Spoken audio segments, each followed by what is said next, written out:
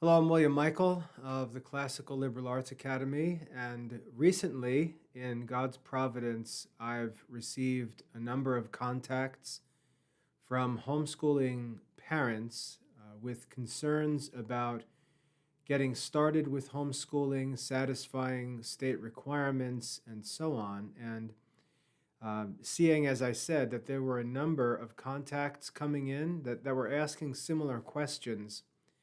Rather than respond to them all individually, I decided to respond to them with this video wherein I'd like to walk through some of the principles that I think are important to understand as we get started with homeschooling, to show a little bit of the resources that are available for homeschooling parents in the Classical Liberal Arts Academy, and then to walk through the requirements for one state in particular, namely California, because one of the contacts that I received was from California. So I'd like to walk through that information page as an example to get started with these considerations. And then parents in different states can consider what we discuss in this video and look at their own state requirements and see how things compare and contrast. And then if there's anything that they feel we need to talk about, we can do that individually. But again, what I'd like to do in this video is just talk about some general principles of homeschooling that I think are really important and can allow us to prevent many of the problems that we hear about from homeschool families, to look at the CLAA's resources that can help you, and then to walk through some actual state requirements for homeschooling. Now, when I talk about the principles first, what I mean is there are some moral principles, some spiritual principles that I think are the cause of a lot of the confusion and uncertainty about homeschooling. I think there are some real hidden problems, some maybe secret problems that lead people, that lead parents to see the state or local education department as some sort of enemy that they need to watch out for. It makes them feel uncomfortable and nervous. Christians shouldn't feel that way about the government. Christians should not feel nervous or threatened by the government.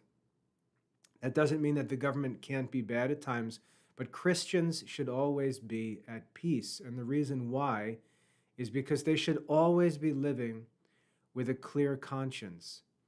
And so when we're nervous about things, anxious about things, fearful of things, it's a sign that something's wrong. Christ taught us very clearly, be anxious for nothing. He taught us to not worry, but to seek first the kingdom of God and to know that all of these worldly things that we have to take care of, they will all be provided for. So if we're nervous and worried or fearful, there's something wrong that needs to be fixed, and it could be a serious problem. But I'd like to show you two passages of Scripture that I think need to really be established as principles for homeschooling parents when they think about dealing with the state or with a local representative of the education department. However your state handles those things, I'd like to address a couple of Bible passages that I think would be helpful for all Christians to keep in mind as they think about these things. The first one is in the Gospel of St. John, chapter 3. And let's see here, down in verse 19. In verse 19 of chapter 3, Jesus is teaching and he says, "Light has come into the world, and men loved darkness rather than light, because their works were evil. Everyone who does evil hates the light and comes not to the light, that his works may not be reproved. But he that does the truth comes to the light, that his works may be made manifest, because they are done in God." So we've got this comparison here of two different kinds of people. We've got people who do good works and people who do bad works. People who do bad works like to hide in the darkness. They like to work in secret. They like to be alone, and so on. People who do good works, they have nothing to hide. They're not worried about anyone looking into their things, searching their home, searching their pockets, searching their bags.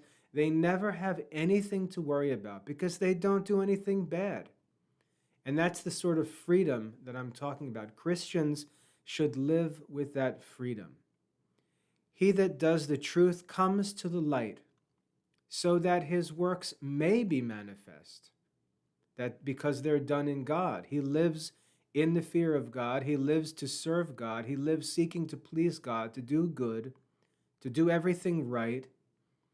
And therefore, he never has any concern about anyone looking into his work. He welcomes the light, that is the judgment of others. But everyone who does evil hates the light and comes not to the light. So what I want to challenge Christians with is, if you have an attitude where you are fearful or anxious about the government asking about your homeschooling, that may be a sign that you're not doing something right. That may be a sign that something is bad. You shouldn't have anxiety or fear about the state asking questions or seeking to look into what you're doing. In fact, you should be excited to share what you're doing, because your mission as a Christian, as part of the church, is to go into the world and make disciples. Jesus said, when we light a candle, we don't put it under a basket, but rather we place it up high on a candle stand so that it can give light to everything in the house. As Christians, since our mission is to make disciples and lead other people to Christ, we shouldn't be afraid of attention. In fact, we should be looking for opportunities to do what Christ taught us. He said, let your light shine before men, so that they may see your good deeds and glorify your Father in heaven.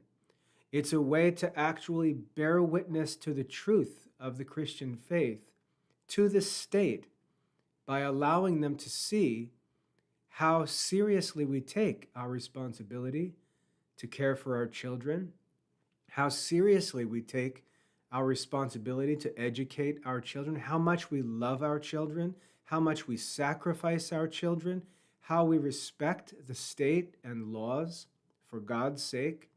These are all things that we should be eager to show those who would look into them, because we want to be the light of the world. We want to let our light shine before men.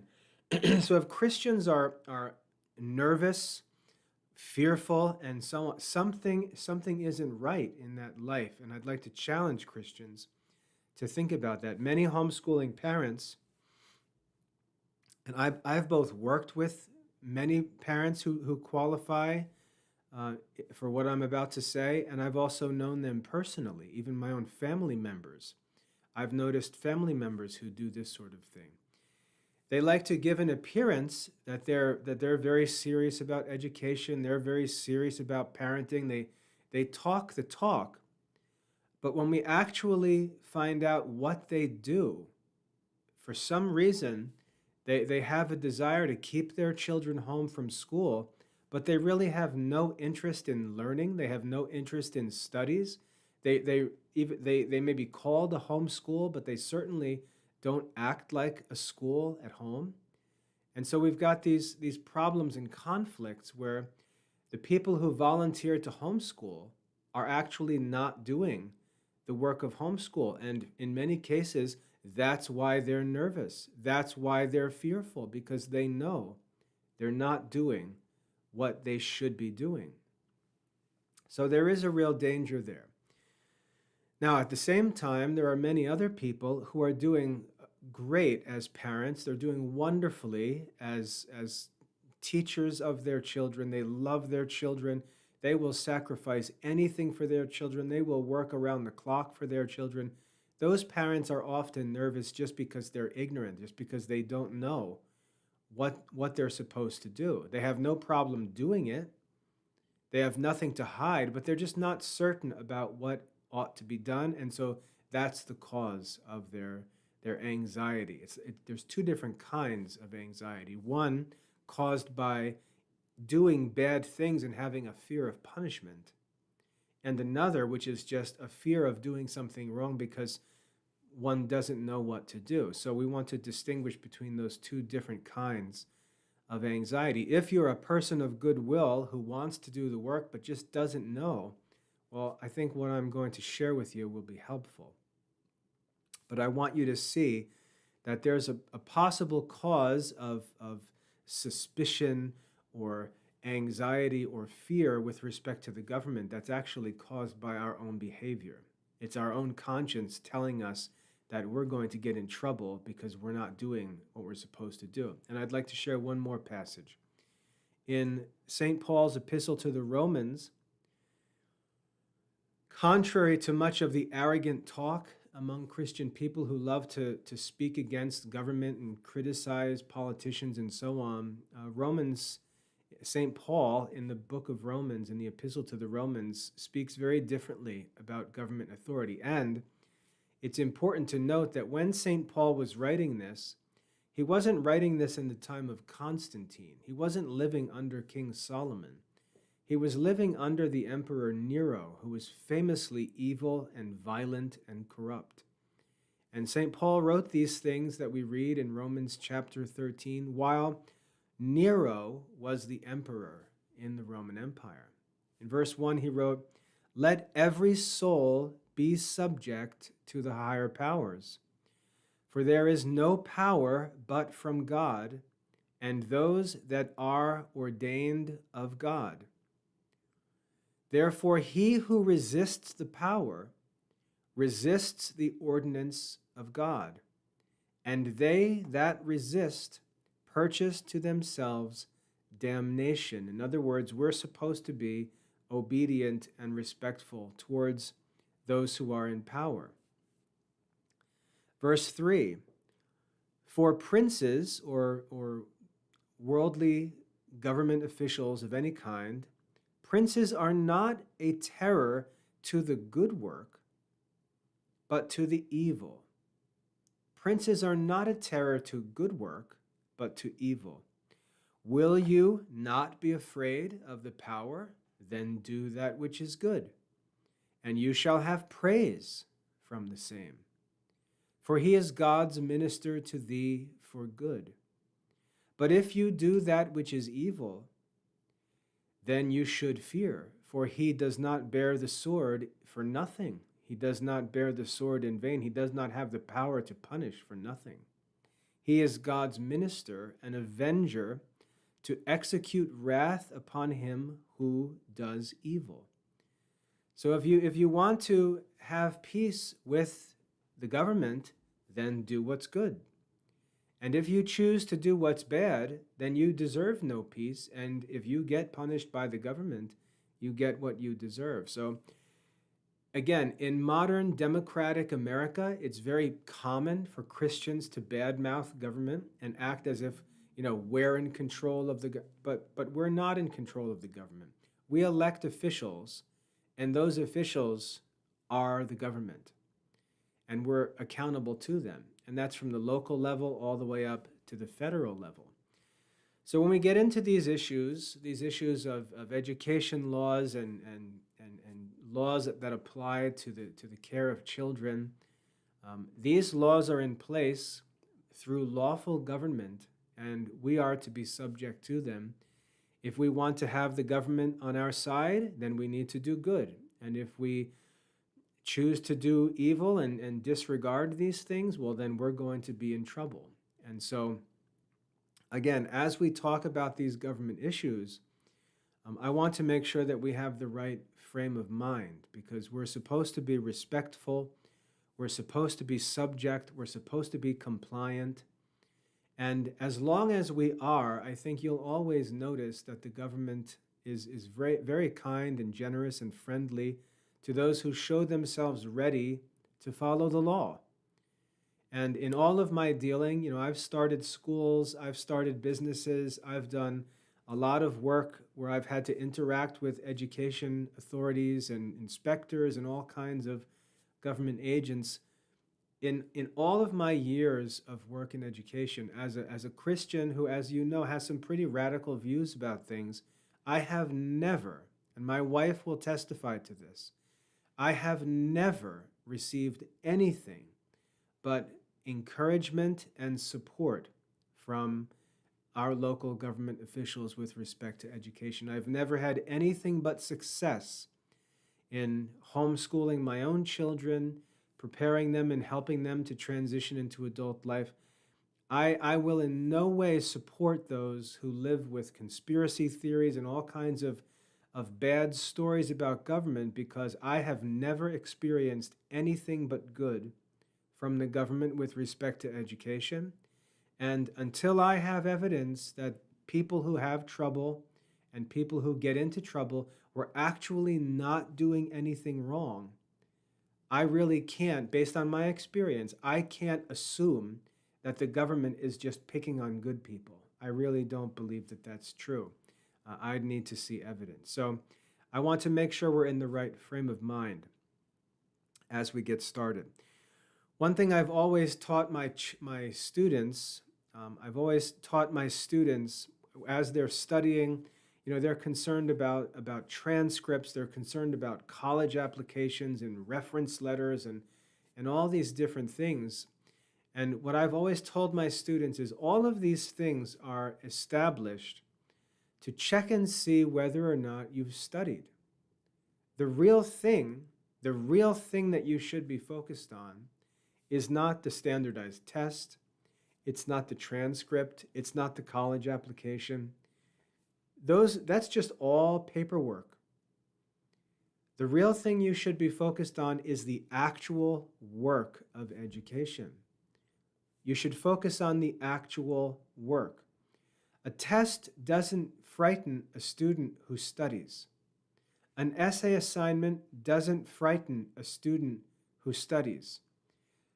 Assessments, exams, grades, and so on, they frighten students who haven't studied and who know that the test or the essay or the assignment is going to expose their neglect of studies.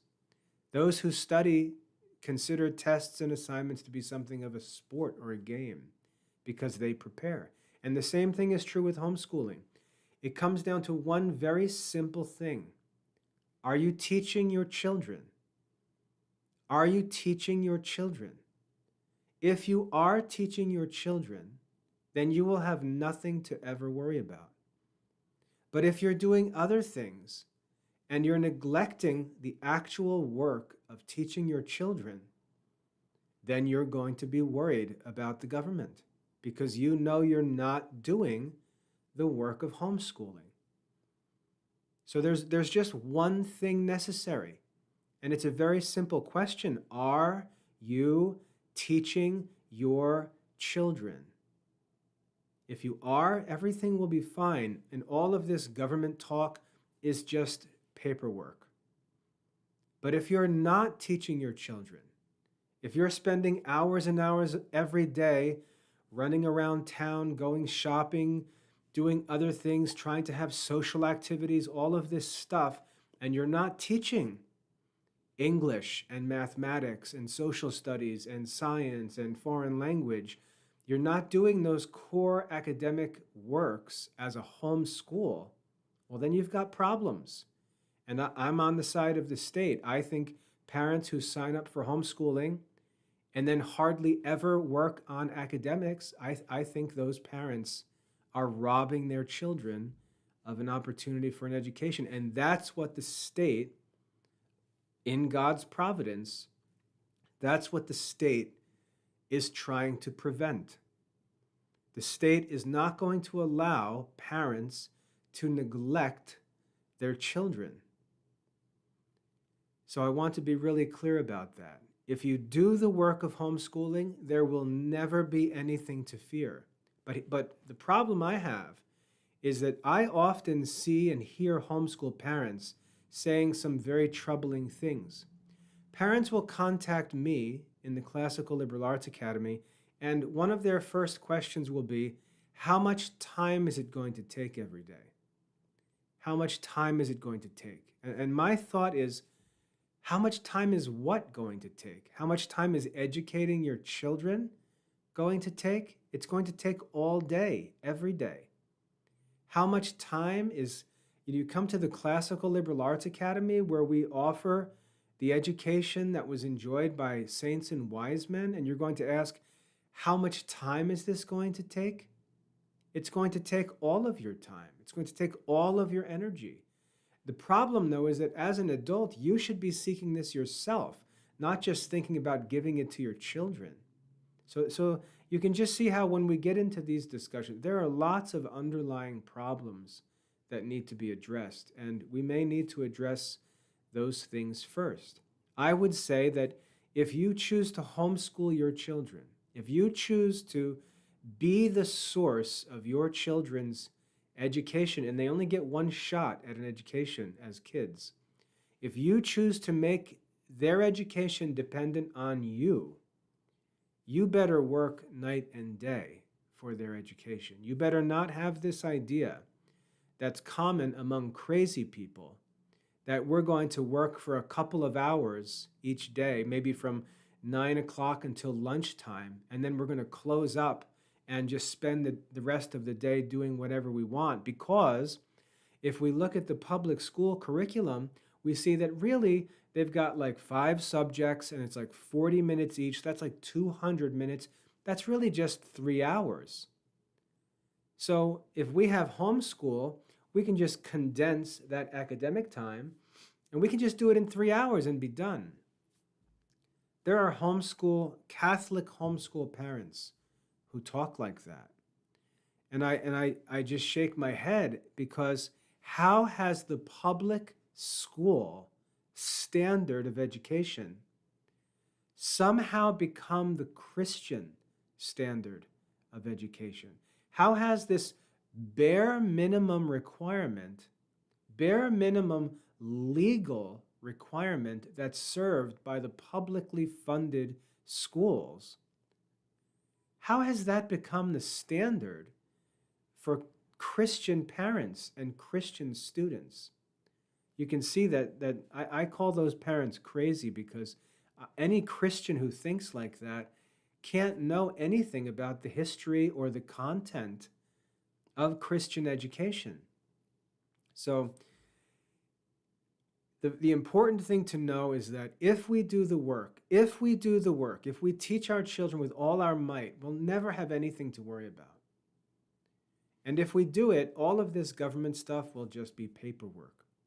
But if we're talking about minimum requirements and are thinking about just barely checking the boxes because we've got all this other stuff that we're planning to do every day, I think that those parents are going to live always nervous and worried, and hopefully not be tempted to lie and do things dishonestly, which I've seen parents do, because they can end up getting themselves in a lot of trouble, as I'll show you in a few minutes.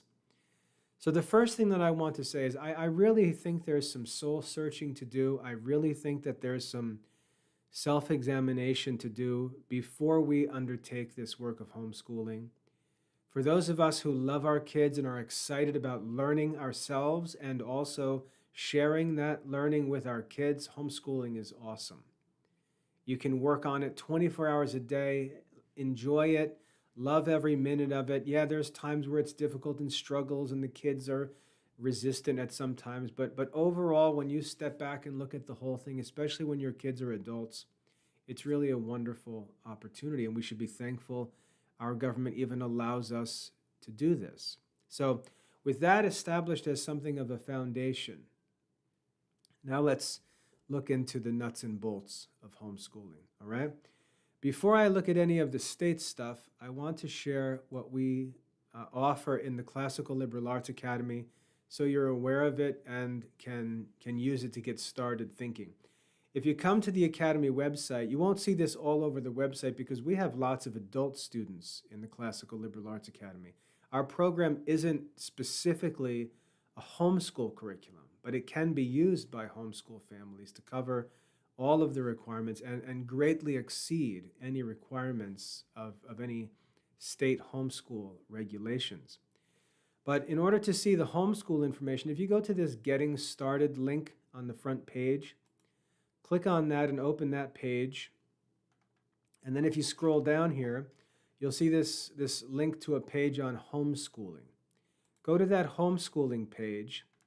And what I did last summer, this past summer actually, is I went through the classical Catholic curriculum, which is my specialty, and I also went through the K-12 curriculum, which is the concern of the modern public school. And I put together grade level study plans that break the curriculum down, both the modern K-12 curriculum and the classical Catholic curriculum. I broke them both down so that you could have grade level study plans that show you everything that could and should be done for each grade level student. Now, this is not intended to be some kind of test that you must get this done. It's meant to be a guide for you to aim for. It's to give you a goal. You may not get through all of it, but that's not what should concern you, because if you get through most of it, you'll far exceed school requirements and everything will be great. But you need to have a goal, and it needs to be specific. It can't just be this wishy-washy talk. It can't be wishy-washy nonsense like, we're raising saints. We're raising children to influence the culture for Christ. That's just all wishy-washy talk. That's not education talk. It's got to work itself from goals, which is, the real philosophy of education, down to objectives, which are the actual courses and textbooks that are studied in the curriculum to serve the goal. So you can think of the courses as the objectives and the overall philosophy as the goal. But then those courses have to be broken down to the task level, because that's what we actually need to do today. That's what we need to do. We need to do tasks. We can't just have a book and say, oh yeah, this is my English book. That's not an educational plan. We've got to go down to the task level because we need something to actually do today. We need something that can actually be done and recorded with evidence and marked complete. It needs to be brought down to the task level or there's no plan. It's like, imagine building a home, and the first thing you do is you imagine what you'd like your home to be. You imagine what kind of home you would like. And then you go from that general vision of the home, you go down to the individual rooms and what rooms you'd like to have in the house and what each room should be like. And then you say, okay, that's it. We've got a clear plan for our house now. Let's build it. You can see that that's not a plan at all. That's not a plan at all. The plans have to go all the way down to the level of the architectural drawings, the decision of what supplies are going to be used, figuring out where those supplies are going to come from, figuring out how that work is actually going to be done, scheduling all of that work. That's a plan for a house. Not just talking about what color, what style you'd like, what the rooms are going to be like. That's talk about houses, but that's not a plan to build a house. Here on the Academy website, what you've got, and this is really, I think, underappreciated by parents of what was made available last summer. I've worked in private schools that couldn't provide something like this. I think most schools would not be able to provide something like this. This is a set of study plans all the way down to the task level for which everything is provided in the Classical Liberal Arts Academy. So let's look at one real quick as an example. Let's take grade 3.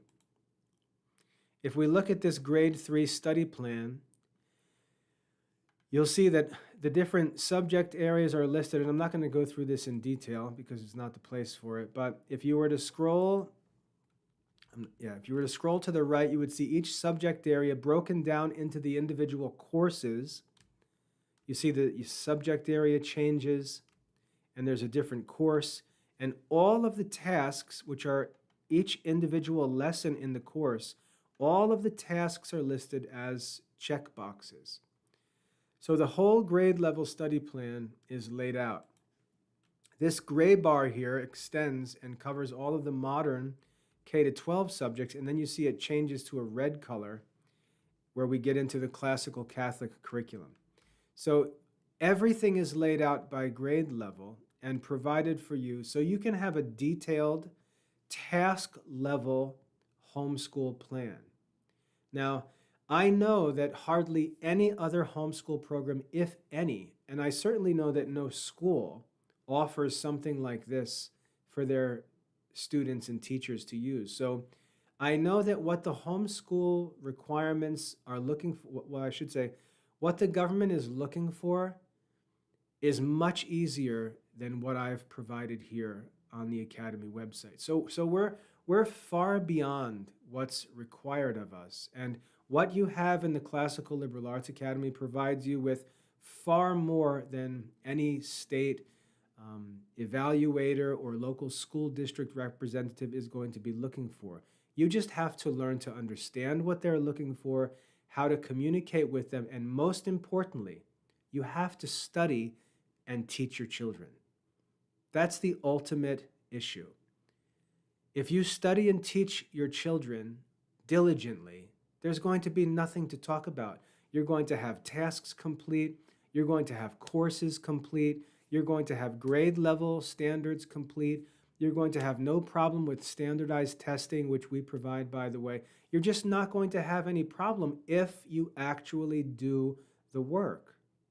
That's what this is ultimately going to come down to. So if you're planning on this easy life where you're going to float around with the ladies and hang out at the park and go to the homeschool club and go ice skating for the day, and you're not actually doing academic work, you're going to have to worry about these things. And I don't know what to tell you.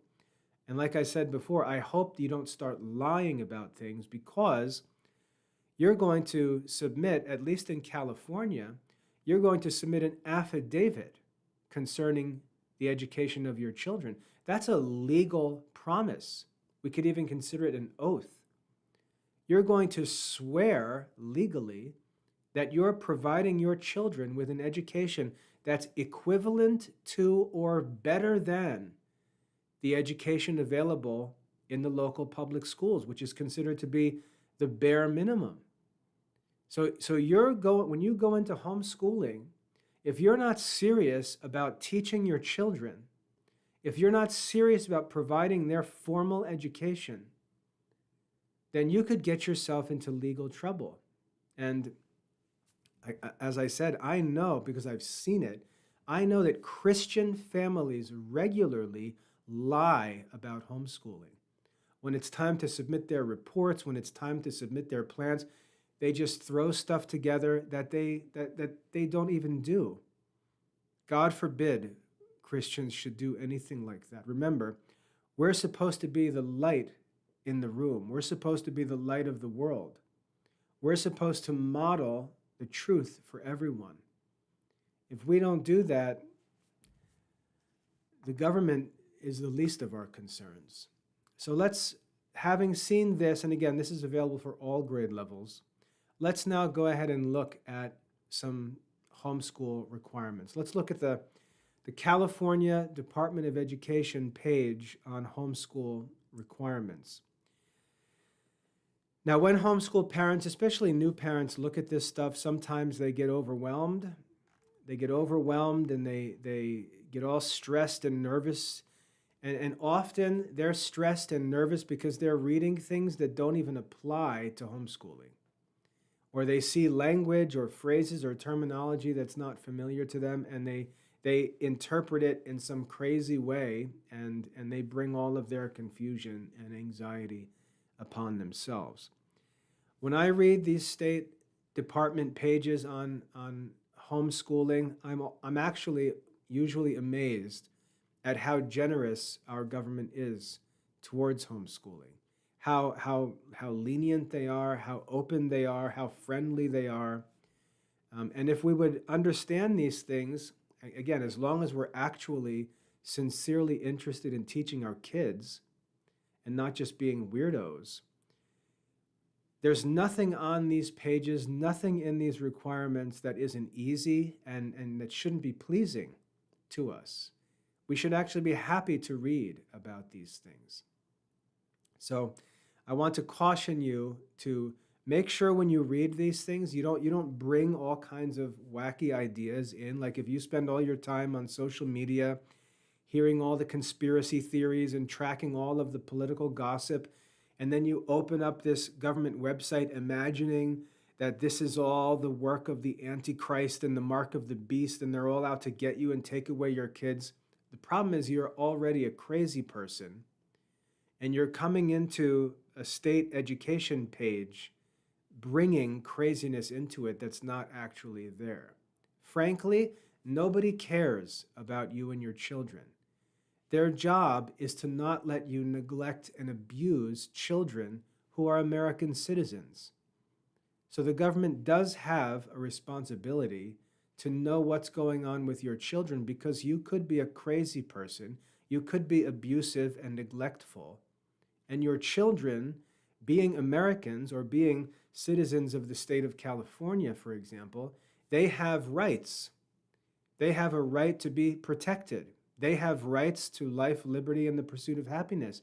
And it's not for parents to just treat kids like they're slaves or do whatever they want with them or deny them an education when the government provides a basic education that successfully can equip individual American children for success in the market and in American society.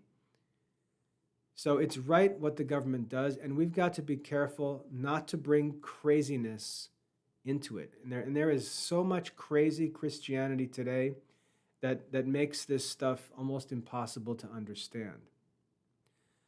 So let's just look at what this actually says, because it's very, very friendly, very simple, very reasonable, and easy for us to fulfill if we have a right spirit, as we should. So let's just look. We read here, and I don't know if this is big enough for you to read on the screen. In California, there are several ways that parents can educate their children at home. That means not in the public schools. There are several ways that parents can educate their children. First, through an existing private school. Secondly, through a public charter school, that's a state-funded private school, or an independent study program where a student works with a private school. And in many instances, by opening their own private home-based school. Notice that homeschooling is considered to be a form of private schooling. That's why I always hate it when Christians say, we pulled all our kids out of school and we're going to homeschool them. That sounds so ignorant, because we're not pulling our kids out of school to go home. That's not what homeschooling is. Homeschooling is not unschooling and all this nonsense. Homeschooling is simply private schooling at home. We're simply providing for our children's education privately. And that word privately is important. We have our own beliefs. We have our own values. We want to teach our children and raise our children according to those beliefs and values, and it's our right to do so. The Catholic Church teaches parents have a right to choose a school that teaches according to their own convictions. That's a right of parents, a natural, moral right.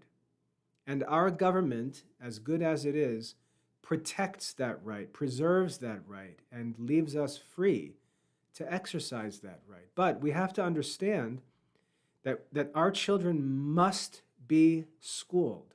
And if we choose to keep them home, our home is now a school, and it's accountable to the requirements of schools. So notice, opening their own private, home-based school.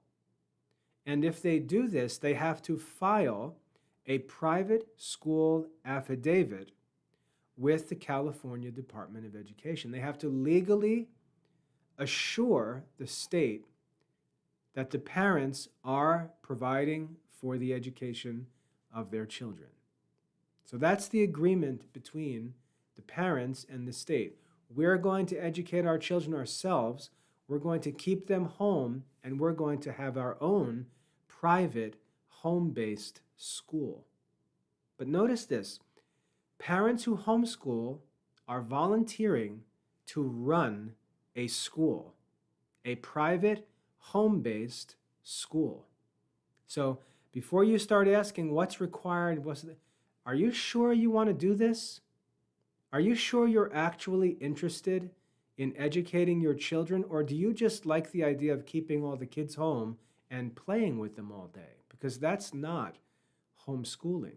And I know that many Christians do that. So you see, there's preliminary issues that need to be thought through. We need to examine ourselves and ask ourselves, are we honestly seeking to homeschool our kids?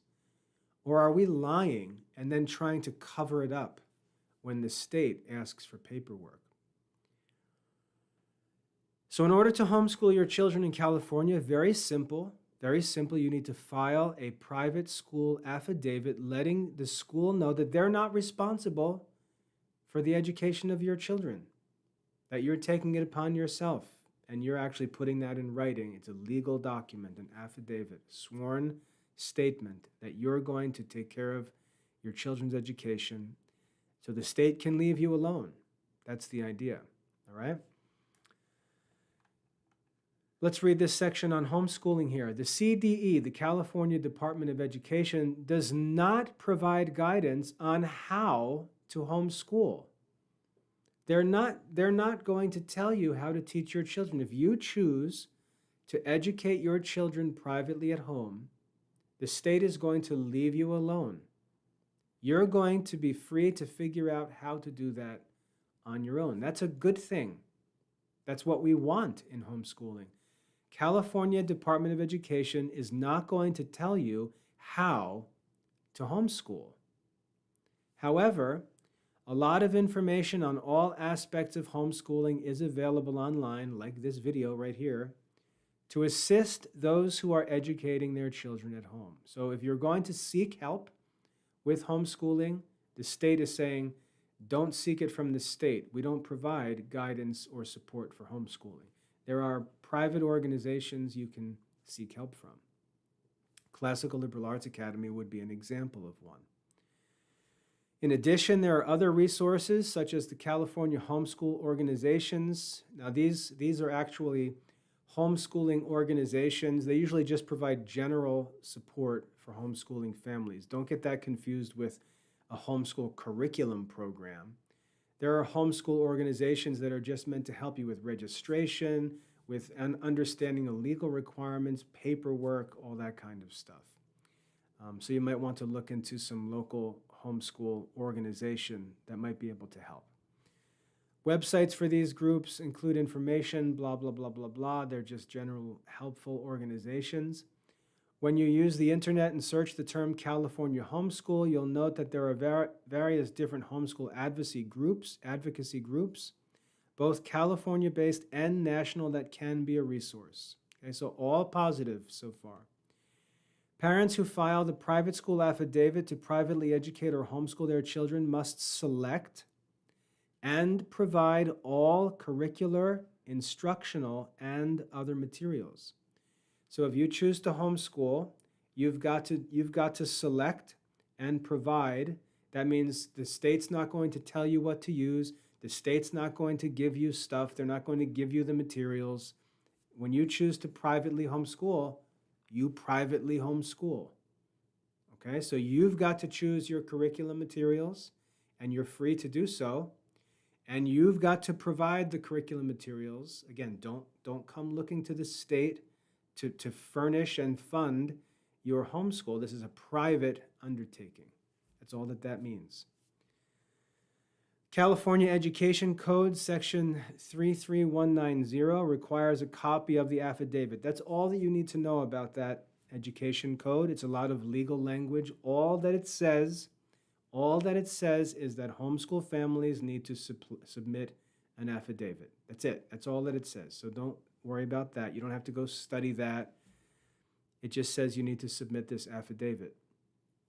Requirements of what must be included in the affidavit are also outlined in that section. There's an online affidavit. You don't even need to worry about any of that. They have an online affidavit here on the California Department of Education. You just need to submit it and then teach your kids. It's really that simple. Next paragraph. The attendance of the pupils shall be kept by private school authorities in a register, and the record of attendance shall indicate clearly every absence of the pupil from school for a half a day or more during each day that school is maintained during the year. So you are responsible legally to keep attendance. And remember, if you're homeschooling, you are a private school. So you need to keep attendance. Now, if you ask, well, what is attendance? What does that really mean? Well, the local public school is in session for 5, 6, 7 hours a day.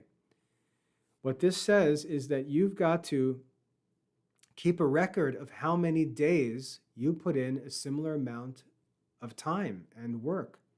You've got to keep attendance. So you've got to keep a record. If today is November 11th, it's Monday. Did we have a day of study today? Did we have 5 or 6, 7 hours of school time? Did we actually sit down and complete tasks and do our work and work through our curriculum plans and so on? Did we do that? Did we do that for a full day, a full school day? If not, then you need to mark absent. If you chose to go play at the park or go shopping or just let the kids loose in the house for the day because grandma visited or because you had to take a kid to the doctor, then the kids have to all be marked absent from school that day. You have to tell the truth. You have to mark them absent. They did not have school that day. If you spend a day with the kids and you spend from, let's say, 9 to 12, like these homeschool parents talk about, that's not a full day of school. I don't care what anybody says. That is not a full day of school. You should mark that as a half day. It's from 9 to 12. That's a half day. If you put in a full day of school, you put in a morning session, take a break, put in an afternoon session, regular school day schedule, that length of time which is required, you mark a full day for school. You're responsible to keep attendance, and remember, you're swearing with an affidavit that what you write down is true.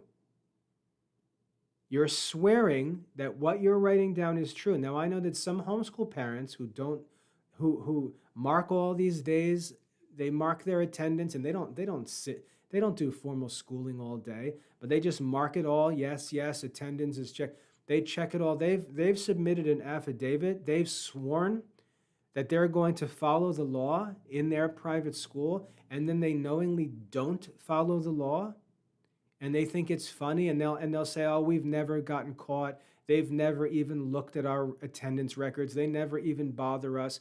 That's like driving down the road 100 miles an hour and saying, I never get caught. I never get caught. I never get caught. What Christian lives like that? What Christian lives with this attitude that, hey, you know what? They never checked, so it doesn't matter if I lie because they never look anyway. That you see what I'm saying? Like, that's not a Christian spirit. We Christians don't live like that. And so if you're going to do that, you're on your own. But if you're concerned about telling the truth, which I would hope Christians are, then you've got to actually put in full days of school, or you can't mark those days of attendance. Now, if you think about it, one of the benefits of homeschooling is that a school, a normal school, has a school calendar that's only 180 days from September to June. As a homeschool, our families have the whole year. So the goal of the attendance is to have 180 days of school each year. So that's got to be the goal. Now, you may not get all of that squeezed in between September and June, and that's not really a big deal because you can continue through the summer months. Just think about how schools work. If a kid misses 18 days of school and the school decides that you're only allowed to miss 10. You missed 8 extra days of school, so you didn't fulfill the attendance requirements. What do? They send the kid to summer school, and the kid puts in a couple weeks, and he basically finishes the attendance time that he missed. So it's no big deal. And homeschool can run in the same way, but you've got to be honest. You've got to be honest. You can't rob your children of an education or lie to the state and send in paperwork that you've legally sworn is true, and then say, they never check anyway. That's just not a Christian spirit. And this is one of the problems with Christian culture in America. So you've got to keep attendance. Very simple, but you've got to be honest. If you want an attendance form that's filled out, where all of the days are checked as full days of attendance, that's fine. Then you've got to do that work. If you do that work, then attendance is just paperwork, as I said before. So there's no problem to those who actually do it, who actually are excited about studying, excited about teaching. They're never going to have trouble with attendance. In my family, for example, every single day is a school day. Every day is a school day. My kids wake up and they know that they're going to get up, get some breakfast, and then settle down and put in a day of school. They're going to work until lunchtime, then they're going to take a break, then they're going to work until 4 o'clock or so, and then school's over. And that's the schedule every day. So attendance for us is no problem, but we actually do it. We actually do that. And if you're serious about education, isn't that what you're keeping your kids home for? Don't you want to give them a better education? Don't you want to give them more instruction? Not less instruction, not the bare minimum education. If we're going to homeschool, then we need to do it rightly, and we need to keep records honestly. So you need to keep attendance, not a big deal. Parents are not required to report to their school district. However, keeping in mind that the school district has responsibility for checking on school-aged children, you might avoid confusion by informing the district that you intend to homeschool or privately educate your children. In other words, just be friendly. They're responsible to make sure that all school-aged children in the district are getting an education. That's not some sort of conspiracy theory. They're not trying to control you. This is America. These kids are American citizens. Our government is making sure that every child in America is getting at least a basic education. That's good for the American people in general. It's the common good. So that's a good thing. By communicating, by proactively communicating, we're helping them do their job. And they're going to appreciate that. And so the state is saying, look, it's good for you to check in with the local school department. Let them know you're homeschooling. Let them know how to contact you. Show yourself proactively subject to the laws. That's what Christians should be. We should be the light of the world. We should not be hiding in darkness. Public schools districts are required to verify that private school affidavit filing requirements have been met. To verify a child's exemption from compulsory education, which is the law. This typically involves providing a district with a copy of the filed affidavit. All right? They then provide a link to content standards. And again, you'll have all of the crazy Christian conspiracy theorists pretending that content standards are bad while they have no content standards. That's just an excuse for them to do less. And because they're doing bad things and they're underperforming in terms of teaching their children, they're going to try to cover that up by encouraging as many people to do what they're doing. But you shouldn't do what they're doing. The state provides core content standards, and they're just like these study plans. They provide us with some actual measurable tasks.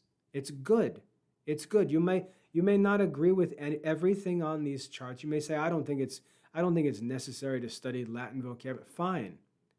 But there should at least be some benchmark, some standard that you work to fulfill. And if you don't have something better, then the core standards that are published by the state are a good place to start. At least it's something. Don't fool yourself and pretend that having no standards is some kind of sign of wisdom.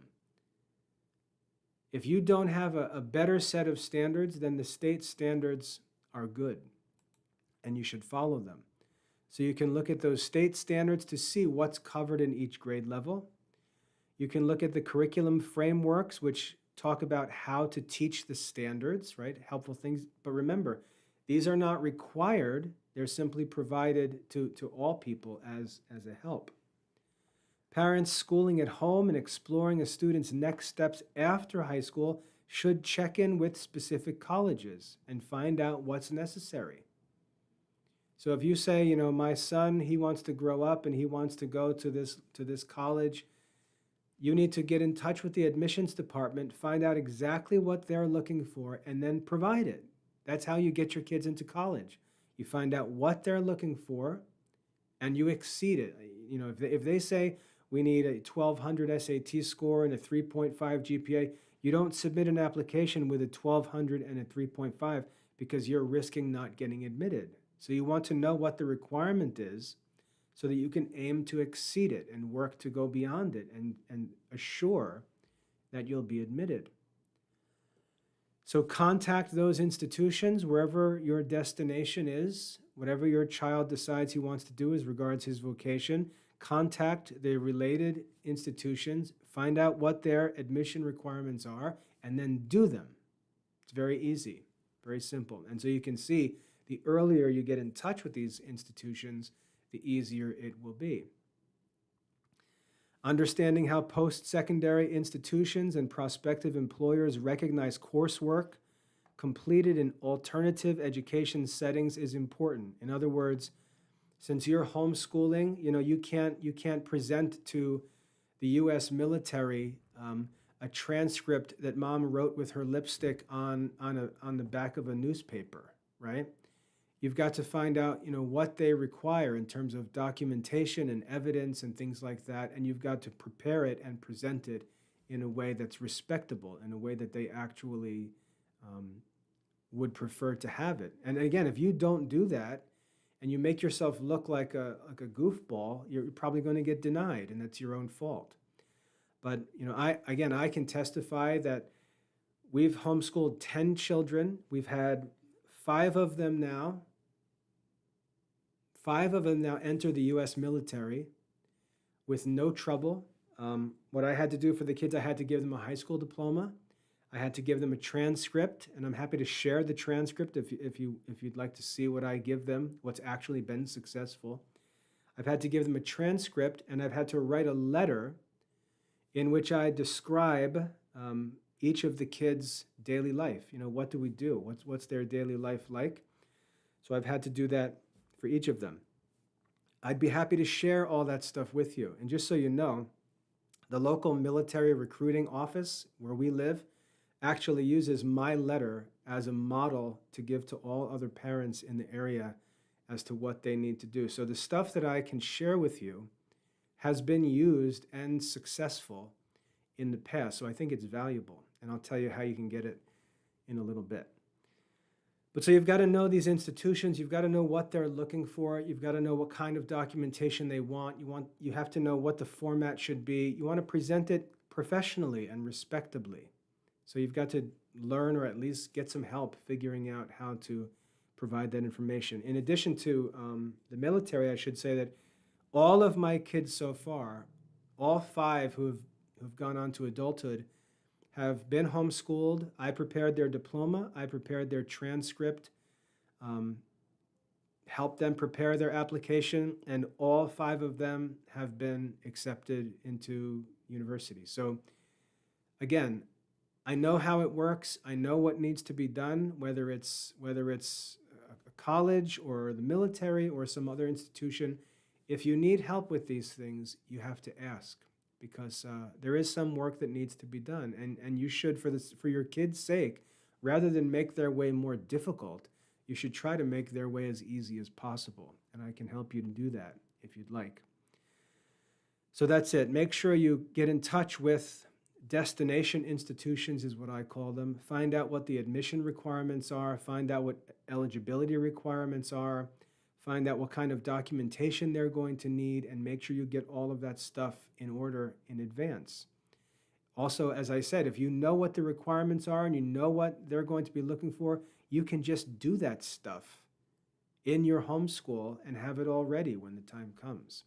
So you need to figure it out soon, all right?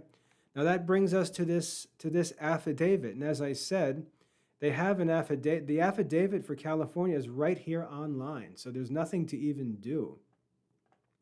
If you click on this link, it opens this page, and the affidavit is right here. So you don't even need to prepare anything. You just need to submit this document. Is it a full-time private school? I'll go through this as far as I can. Obviously, I'm not going to submit it, but we can walk through it.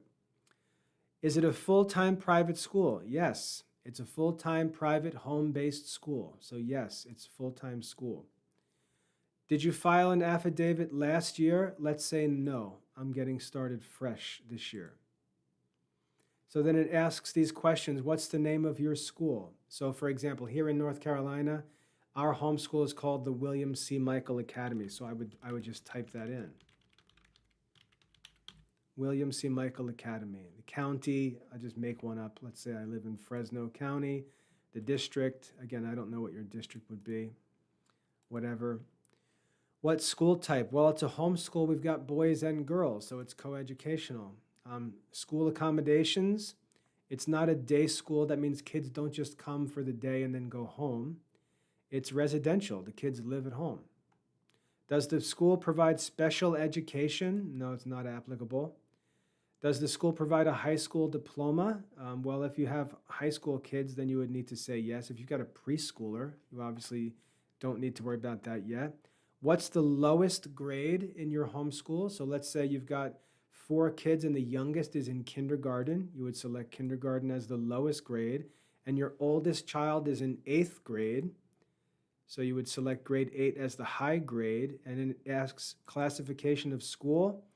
You get to, it's actually asking you about your religion. I'm guessing they have Roman Catholic on here. Let's see what they've got on here. I didn't even see Catholic. Oh yeah, Catholic. Okay, so Catholic.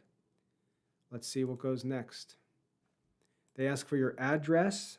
That's no big deal. I'll just put a fake address in here.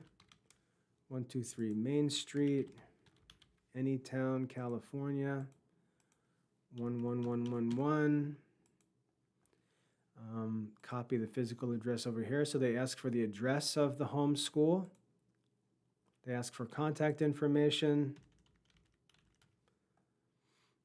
Primary, oops. I'll just give them my phone number here. Primary email, I'll just give them my personal email. And then a website, notice that's not required, so you can ignore that. The asterisks show you which fields are required. I'll hit next.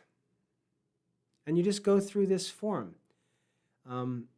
Go through this form, answer the questions. You can see there's 11 steps. I'm on the 4th step. I don't want to keep going because I really don't know how much more I can do before it gets into actual requirements. But go through that form. If you run into any trouble and need help, contact me. I'll help you if you have any questions.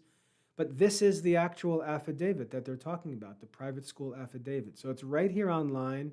You fill it out online, submit it online, and that's the legal requirement for homeschooling.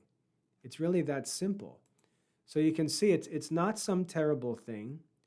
They explain what you need to do. And the bottom line is, it's very, very simple. And I'm going to wrap up because I'm over an hour here. But it's very simple. Look, are you going to teach your kids or not? If you are, and you're going to work hard and you're going to take their education seriously, you're going to have no problem with this. You're going to cover all the necessary subjects. You're going to fulfill all the attendance requirements, and you're simply going to need to provide evidence that you're doing that. There's nothing difficult about that if you're actually doing the work. If you're just goofing around, lazy, not actually organizing the kids' studies, not actually supervising the kids, not actually making sure that they're getting tasks completed and moving through courses, completing objectives, completing goals. If you're not going to do that and you've got no evidence of the kid's actual achievement, then yeah, like Romans 13 says, then you should fear the government because you're not actually doing what you swore to do for those children. And all that I'm saying is if you're a Christian parent who loves your kids, is excited about educating them, and really enjoys the opportunity to teach them and manage their education and walk through all these studies with them and spend all of this time together, you're not the kind of person who's going to have any problem. But as I said, in Christian circles today, there are people who think that because they oppose the politicians, they have a right to disregard the laws. They're crazy people. They're unjust, they're liars, and they call themselves Christians, and frankly, I hope they get caught for their children's sake. And if I had the opportunity, I would turn them in a minute, because it's unjust and immoral what Christian people are doing in the name of homeschooling. Don't do that. Actually educate your kids. Actually educate your kids. Now, it's true. I've been homeschooling for 20 years.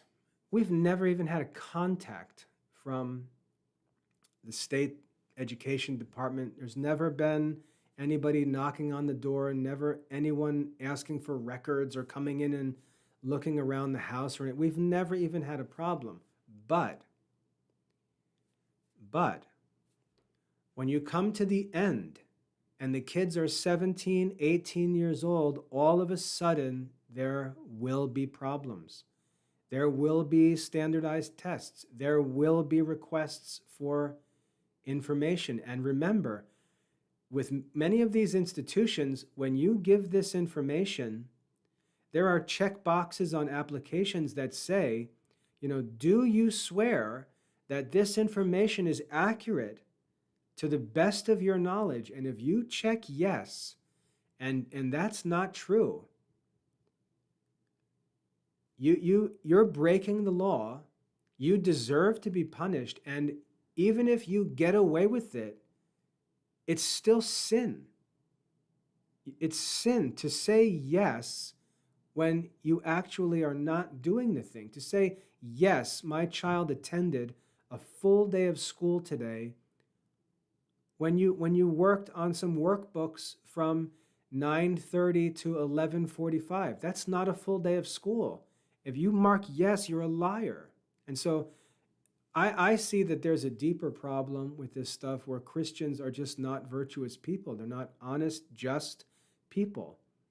And so I think we've got to challenge ourselves to actually do what we should do what we say we're going to do what we say we have done, and be honest people, be just people. So that's the challenge. If you do that, if you have the right intention, and you love the idea of teaching your children, you really love to study yourself, you love to read, you love to work, you love education, and you want to give your children a great education, and that's why you want them to stay home, because you can work on it all the time.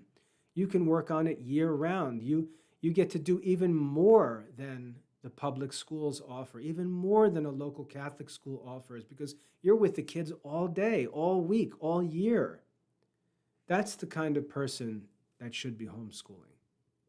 And if you know you're not going to do that, if you know you like this idea that you hear of people talking about, it takes 2 hours, just a couple hours, get these workbooks. You just buy these workbooks and, go through the workbooks, and that's it. I would advise you to not get into homeschooling.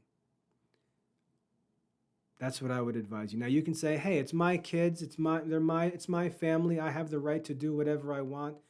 Well, that's true until you sign an affidavit, right? That's true until you start making sworn statements that you're doing something that you actually have no intention of doing. You don't have the right to do that, and that would be my concern. So anyway, for those who are good and who want to teach their children, who are excited about the responsibility of being teachers, who want to spend everything they have to raise their children to know, love, and serve God, Homeschooling is great, and all of this paperwork is never a problem. But to those who fear this, for those who think that this is all suspicious and they just try to get around it, or they lie through it and they think this is all stupid, those parents probably should not be homeschooling in the first place. And even if they get away with it, even if they lie and don't do things through their kids' school years, the kids are going to pay for it. And that's really sad, and we see it all over the place in homeschooling. You have these kids who are 18 years old, can barely write, can't speak, hardly know any academic subjects, and their parents have been marking their attendance complete for 13 years. You can lie, but we can see the evidence. We can see the evidence, and the ones who suffer for that are ultimately the kids. And that's what the state tries to prevent, rightly so. So anyway, I hope that's helpful as a general guide through these things. My advice is to focus on the principles, not on the details, but on the principles. Because if you actually serve the principles, that is, that you actually teach your children with all your might, you'll find that all of these requirements are very, very light. There's really no trouble at all. If you have any specific questions, this was a general talk, and I used California as an example. If you have specific questions about your state, about your family, your children, right, something specific and individual, what I recommend is that you, if you want to talk to me about it, schedule a private consultation. Schedule a private consultation, and I'll give you a whole hour, and we'll just go through all of your own stuff with your kids, your situation, your state, and we'll walk through everything. I'll help you to figure out how you can use the Classical Liberal Arts Academy to get all of these requirements done, what kind of paperwork is needed, and so on. But you've got to take the initiative. I'm not going to chase people down and try to prepare everything in advance. I'm happy to help, but you've got to take initiative because it's your individual application of it, right? I'll help with general stuff, generally, but private stuff, you've got to pursue that, and help is available. So that's it. That's what I wanted to share. I hope that that's helpful. Like I said, I've homeschooled 10 children with my wife. 5 of them are already adults, successfully through college admission.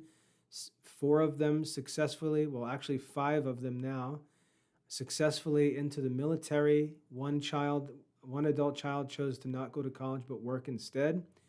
But even though she chose to not go to college, she applied and was admitted to college. She actually chose to prefer to work.